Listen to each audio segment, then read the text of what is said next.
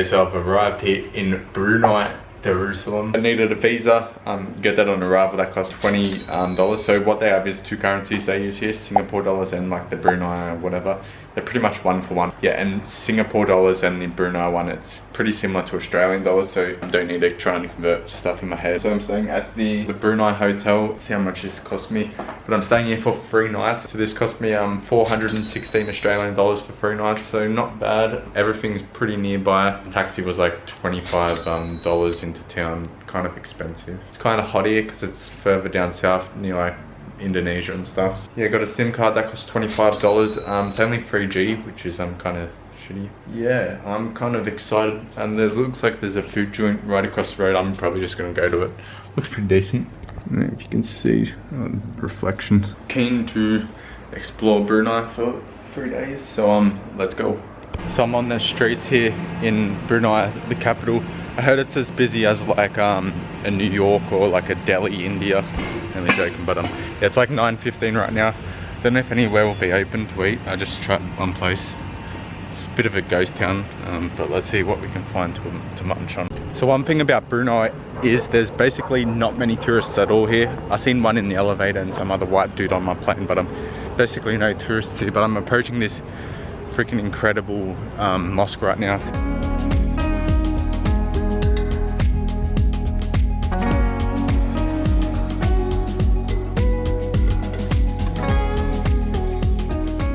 So about a 5-minute walk from my hotel is the Omar Ali Saifuddien Mosque. It's absolutely incredible. The guy was just closing at then at about like 20 past 9. There's like no one here. Yeah, at night time they've got these nice green lights, as you can see in it. Yeah, it's absolutely incredible. Coolest mosque I've seen. I actually seen the other one on the way here in the taxi. That was probably cooler, to be honest. Seeing this one up close and personal was pretty incredible. You got like the lake here, you got the Kampong Ayer, like floating village. Everything's pretty nearby. Yeah, I don't know what I'm gonna do for food. I might have to go to Jollibee, which is a place I've been to in the Philippines. It's like fried chicken. I'm already like sweating me cunt off.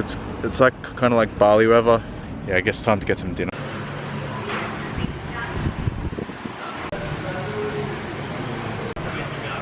So just got a pretty decent Indian feed there, cost like $8.50.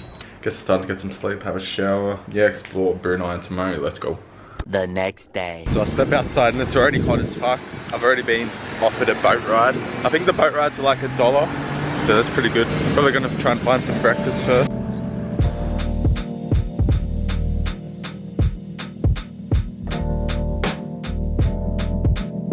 Come across this little market here. They sell a bunch of fruit and stuff, fruit and vegetables. I found myself some donuts, some Brunei donuts, so let's give them a taste. This only costs $1, pretty good value there. Alright, so we got our Brunei donut. This kind of tastes like a cinnamon donut. Probably worse than a normal cinnamon donut, to be honest. Quite doughy. Probably a bit healthier. But nothing special with these Brunei donuts. Official rating 5.9. So as you can see there's a Buddhist temple there. So that's one of the second biggest religion here after Islam. There is a percentage of Buddhist people here. So just had breakfast. There was like some Malaysian laksa. It's pretty nice. $4.50. But the prawns tasted a bit off, like they were out of date. That caused me to swear me cunt off because it's pretty spicy, but I think I'm going to Kampong Ayer, the floating village now. So I'm on my way to the Omar Ali Saifuddien Mosque, the one I was at last night. And there's like big grounds right now. Looks like there's just, I don't know, but I was just walking up that area, and one of the like people that live here, she just seen me, and she was probably thinking like, what the fuck. She looked shocked to see some random white dude in like this area. But I've got shorts on and they don't really pass the knee, so I don't know. I think I'm trapped in here right now. Shit. No, it all looks closed. I hope I don't get in trouble. But we'll see how we go.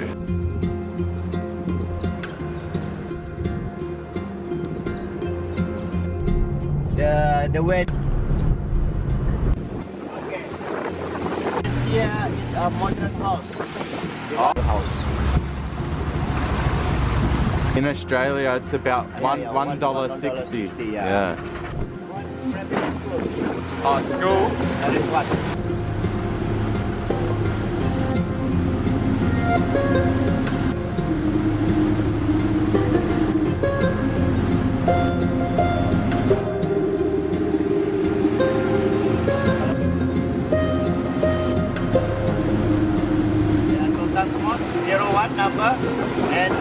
20 bus number. Yeah.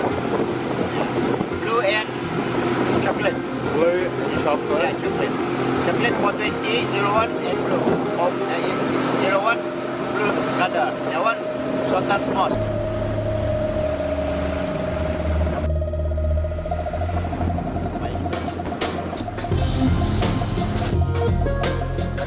So as you can see, I just went on a little boat ride there. It was about 1 hour. It cost me $30. It's pretty much went down the river, seen the Sultan's Palace, mosque, whatever it is. We didn't get a chance to see those monkeys that are supposed to be pretty cool. I actually wanted to go on the walking village, but that's like $1, so I'll do that later. But right now I'm at some shopping center. Hopefully go on the aircon, just sweating me cunt off as per usual. Might pick up some souvenirs, see what we find.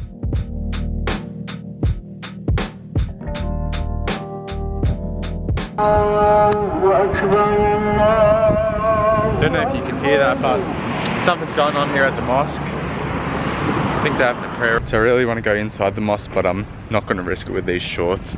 Don't want to get put in prison or anything. But I'll have to come back with jeans on, but I'm sweating me cunt off, so it's not a viable option at the moment.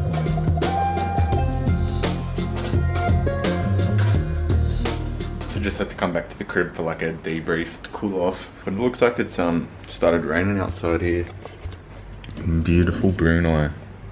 Yeah, something funny, when I was entering Brunei at the airport, at the immigration, there was this like Chinese woman. They were like asking her lots of questions about getting in. So she's saying like 10 days or something, and she was visiting her sister, and they like gave her a hard time entering. And she's like crying and stuff. And I've seen her around like heaps of times when I've been walking around. I just keep on seeing her. It's kind of funny. And then I've seen this Logan Paul looking character, even had like the same American accent. Yeah, but you don't see many tourists at all here. I was planning on wearing some jeans so I can get into the mosque and going to the floating village. But this rain, not ideal. Might head out after this rain clears. You're also pretty hungry. There's this joint called Big Papa's. Looks alright. It's just down the road.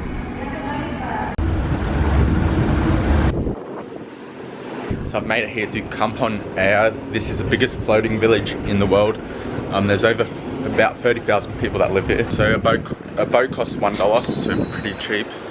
So let's take a look around. So upon arriving here, you have to go through and sign like a waiver thing. And I was just looking, most of the tourists here are Aussies, one like Kiwis. So I'm at this like viewing tower right now. Got a 360 view of the whole, I guess, floating village. So this floating village is pretty self-sufficient. They've got schools, shops, everything you need. So my guide I was with on the earlier boat tour, he was telling me these houses here in front of me, these are more expensive houses. They cost about $90,000. These are kind of more expensive houses. Then you've got like sort of cheaper houses within the community, like these ones here. So they like to call this the Venice of the East. I swear every country likes to call themselves the Venice of the wherever they're situated. So as you can see behind me, they're the more modern houses. If you didn't see the water, it almost looked like it's say in like a first world country, like a typical like housing estate. And then for contrast, we'll see these more, I guess, cheaper houses. Times like these, I'm really missing my drone, my DJI Spark that fell in the Mekong River, because this would be an epic spot for the drone. So to show you how sort of big this village is, Rambutan boat marker, whatever it is like an 803 meter walk, so almost sort of a kilometer away.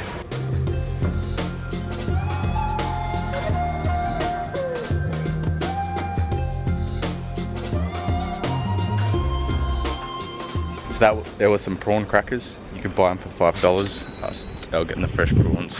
See how they make them. It's pretty cool. They've kind of got this like tourist trail. As you can see, those signs, they kind of tell you where to go. But you can pretty much go wherever you want. There's different like I guess things to see if you follow those signs. So one thing to be wary of when coming to the floating village here is these cracks in the wood here. If you're not watching where you're going, you could get yourself in trouble.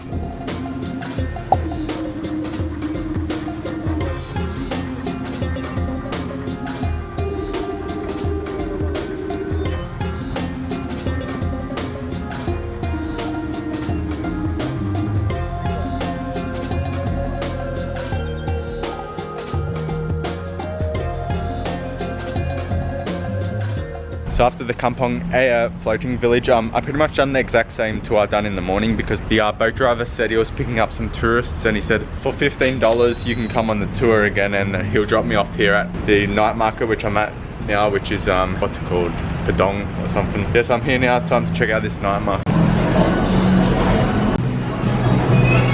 So we're starting off the Gadong Night Market with some corn drink here. So I know it's like a corn drink. Let's taste it. Oh, that's really good. It's like sweet and creamy. Oh, that's really good. This corn drink here, if you're ever in Brunei for some reason, gotta get this corn drink. Official rating 8.4. So up next on this Gadong Night Market food tour, we've got some fried chicken. This is spicy. This costs $3. Kind of looks like a big ass chicken schnitzel. I will admit I did have some pretty good fried chicken in Taiwan, and to be honest this is pretty shitty compared to it. It's a bit dry, it's kind of like it's been sitting there. Not the best, to be honest. It can't compete with that Taiwan fried chicken, so official rating 6.2 out of 10. Alrighty, so what I got here is one big ass concoction. This is like a chendol shake. So I've had this dessert before in like Singapore and Malaysia, but this is absolutely huge. I don't know if you can tell, but this is probably like 1.2 liters. I'm already feeling pretty full, so I'm probably gonna have to wrap this Gadong Night Market tour with this big ass drink, but let's taste it.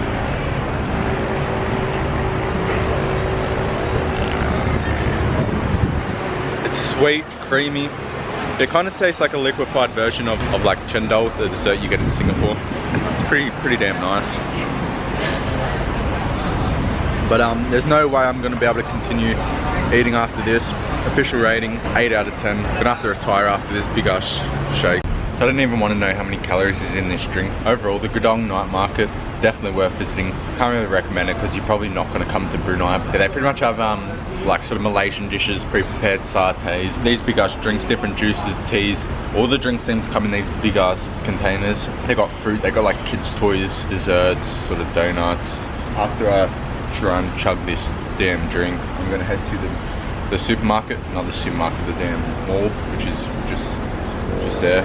Pro travel tip, always get yourself some baby wipes. These things will save your life when you're traveling. If you like eating something messy, like some greasy chicken, got oil dripping down you, just wipe it up. If you're sweating your cunt off like I do, you just pat yourself down. If you need to wash your hands but you don't have a tap, you just use these baby wipes. Absolute lifesaver.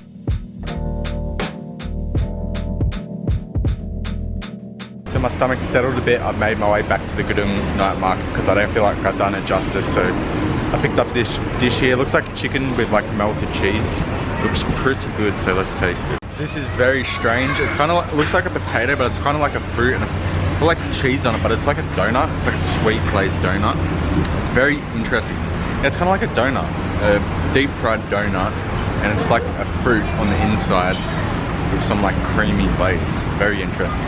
So I'm pretty sure that's banana. Yeah, definitely banana, mushy banana.